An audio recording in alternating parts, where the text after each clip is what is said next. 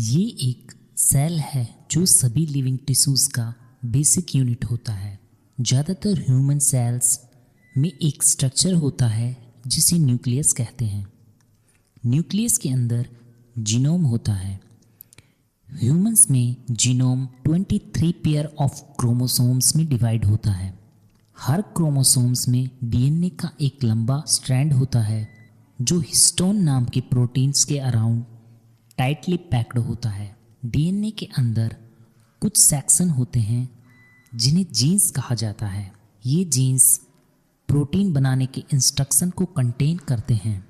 जब कोई gene switch on होता है तो एक एंजाइम जिसे आरएनए पॉलीमरेज कहते हैं जीन के स्टार्ट पॉइंट पर अटैच हो जाता है। ये डीएनए के अलोंग मूव करता है और न्यूक्लियस में मौजूद फ्री बेसिस से मैसेंजर आरएनए एमआरएनए का स्ट्रैंड बनाता है। डीएनए का कोड डिसाइड करता है कि कौन सा फ्री बेसिस किस ऑर्डर में मैसेंजर आरएनए में ऐड होंगे। इस प्रोसेस को ट्रांसक्रिप्शन कहते हैं। मैसेंजर आरएनए को प्रोटीन बनाने के टेम्पलेट के रूप में यूज करने से पहले उसका प्रोसेसिंग होना जरूरी होता है। इसमें कुछ आरएनए के सेक्शन को रिमूव किया जाता है और कुछ नए सेक्शन ऐड किए जाते हैं। उसके बाद मैसेंजर आरएनए न्यूक्लियस से बाहर निकलकर साइटोप्लाज्म में चला जाता है।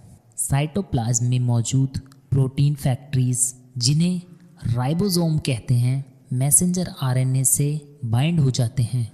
राइबोसोम मैसेंजर आरएनए के कोड को रीड करता है और अमीनो एसिड से बनी एक चेन प्रोड्यूस करता है।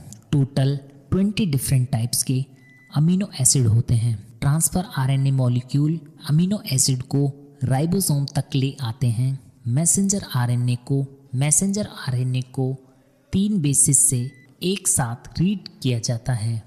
जैसे ही हर ट्रिपलेट रीड होता है एक ट्रांसफर आरएनए उसके कॉरस्पॉन्डिंग अमीनो एसिड को डिलीवर करता है।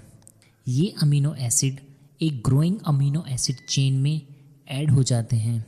जब लास्ट अमीनो एसिड ऐड हो जाता है तो ये एक चेन फोल्ड होकर कॉम्प्लेक्स 3D शेप बना लेते हैं और